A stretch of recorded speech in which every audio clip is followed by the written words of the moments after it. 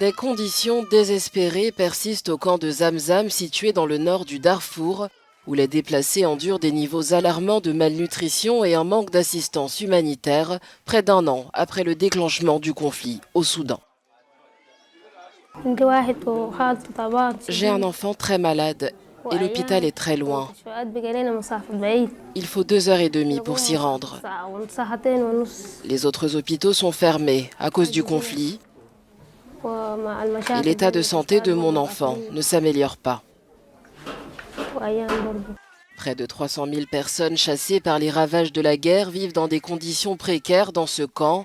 Les cartes alimentaires, autrefois vitales, n'existent plus, laissant les résidents sans ressources alimentaires. Nous n'avons rien depuis que nous sommes arrivés ici. Nous avions des cartes d'alimentation, mais nous ne les avons plus. Aujourd'hui, nous n'avons plus rien à manger et nous devons cultiver des choses insignifiantes pour survivre.